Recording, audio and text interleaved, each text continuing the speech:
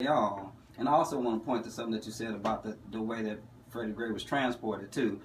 One of the council members said that there were parts of Baltimore that look the same today as they did after the '68 riots. Right. They didn't go back and rebuild it. Right. But earlier this week, you know, the earthquake took place in Nepal, and the next day we appropriated $1 million to Nepal, right? Mm-hmm.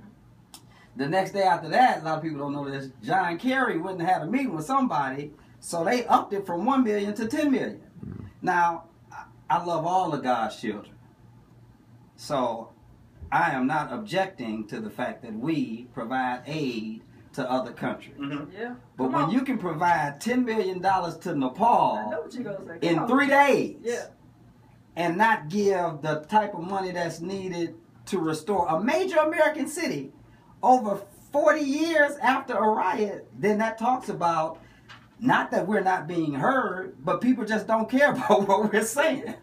Well, I believe that there's a cause and effect for everything. And David and I, we had a conversation on the way down here. We talked about neglect in the inner city and in these types of neighborhoods that's predominantly occupied by minority people and the poor people. And then if we want to go back, let's go back something, because you were talking about Curtis Mayfield. But let's go back in the 70s when Freddie died and dead. And the movement that happened in the 60s, we had civil rights movement. And there was a lot of conversation about black people moving forward and being progressive.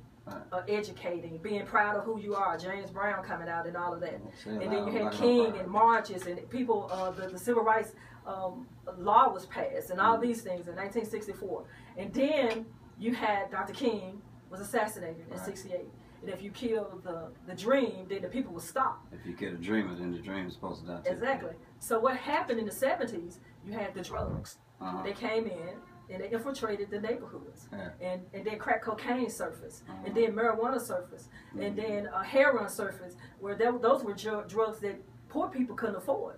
But here it comes now, especially cocaine. Now you got this crack thing going from coast to coast, and it just tore up a whole generation of people. And then as a product of these people from the 70s, they producing all these kids, fatherless kids, because now you got black men being incarcerated. There's an enormously high rate because Reagan and passed Don't Ask, the drug law.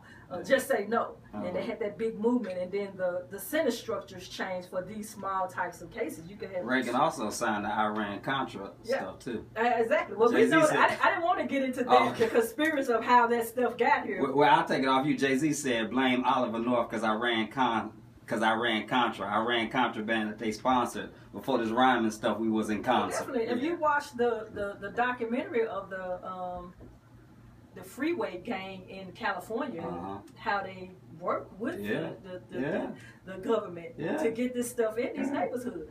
So I believe that. And then what happened, you have a byproduct of that conspiracy by the conspirators, and now these children, the Generation X, the Generation Y, are this byproduct of the crack babies that's coming up now. They're 16, 17, 21, 25, right around there. And then they have no father, no teachers. All of the things that I grew up with is gone. Big Mama not around no more. You know, they don't get homemade biscuits and these types of meals and things like that. And now you have the babies having babies, raising the babies. But what happened, the conspirators, I believe, never factored in that their children would also be drawn in to the hip hop, to the lifestyle, exactly that they perpetuate on television.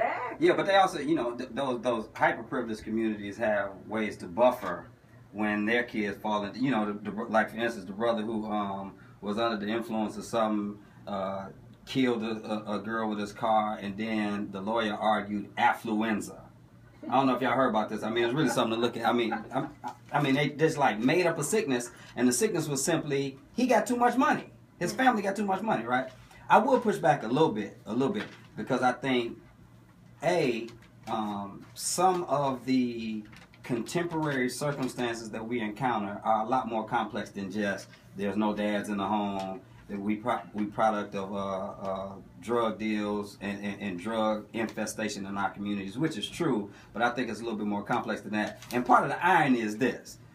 As we talk about LGBTQ rights and the reframing or restructuring of the nuclear family, right? Right. I mean, if we're going to say that we can believe people to be raised properly without having the traditionalized family as the infrastructure, then we have to carry that across the board. We can't say the reason that is going wrong for this particular group now is because people aren't growing up in these traditionalized family structures. Mm-hmm. Nevertheless, I think one of the things that did begin to happen with the civil rights movement is that there was a particular type of framing of what type of Negroes people in the mainstream would be willing to put up with. Right. So the retelling of what happened during the civil rights movement has been conflated to where it's only really the moderate Negroes that get a lot of cachet and notoriety. Oh, but part of the reason people were willing to listen to King as much as they did, and they really didn't like him in the years that they killed him, even the black community. Yeah, we know. Yeah, they really didn't like him. But the people who were, like, let's just say white moderates, white liberals, the reason they were willing to listen to him,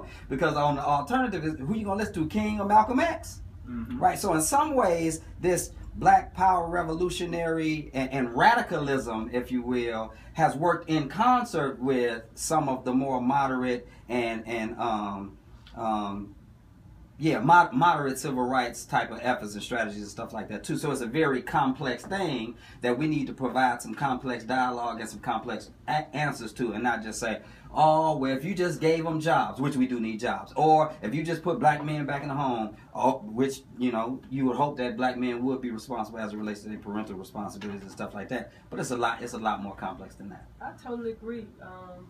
I'm a public servant, and I won't. But as in my career, in my career line, that's exactly my occupation. So I encounter a lot of that, and I am able to have personal insight to the mindset. And one thing that's really striking to me, and that I know to be true, I didn't hear it, I know to be true, is that there's a total disconnect with religion and spirituality with a lot of these the young males.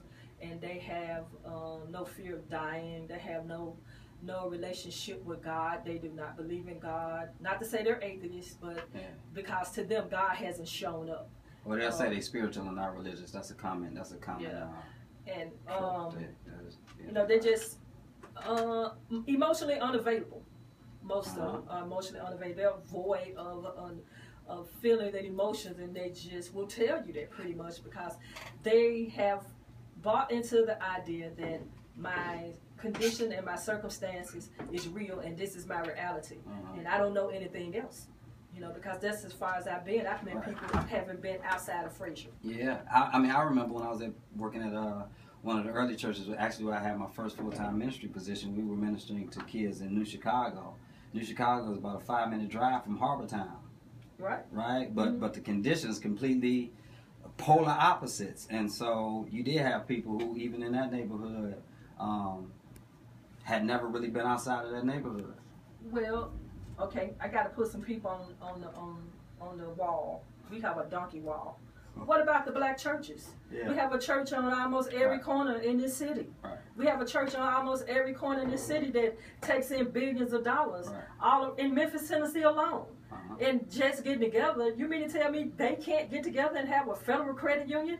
Right. If Shelby County government can have a federal credit union and the city of Memphis employee can have a federal credit union, you're talking about less than 10,000 people in each branch of government can have a federal credit union, that a church can have a loan institution to help out these people that coming in, pouring their tithes in week after week and month after month, and nobody going back in, buying property around there in their neighborhood, doing these things. Schools. That is a very legitimate critique by and large, but I do want to put on the table that there are ministries who have embraced some of those efforts. I don't want to call some, and I know that they're in the minority. Yeah, but I also think part of what we do is we level the critique, rightfully so, on the dominant representation of the black church so much that we neglect those. We neglect to highlight those who are really doing the work and trying to shift what the cultural model for what the black church is and how the black church operates. I'm talking about in masses, because our church is very active with the community. Yeah. Okay, I shift over. Just say I'll go to, my wife works for the Presbyterian Church. Okay, she works for the Presbyterian Church. She has a retirement plan. She has they have a credit union, they have insurance, they have all these things within the Presbyterian, and she can go anywhere and transfer into any state under in that organization right there. And just how from the top down that they are, and that they govern themselves, even like the Catholic Church.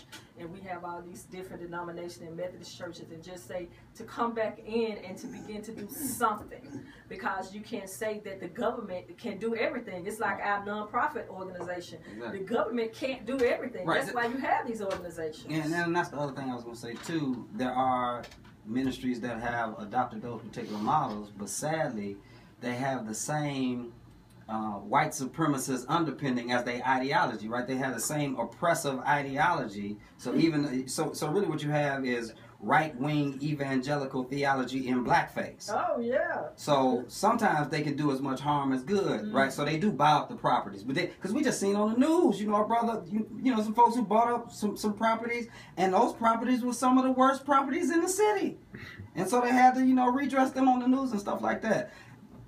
I say all that to say, again, it's not as cut and dry as it always seems sometimes.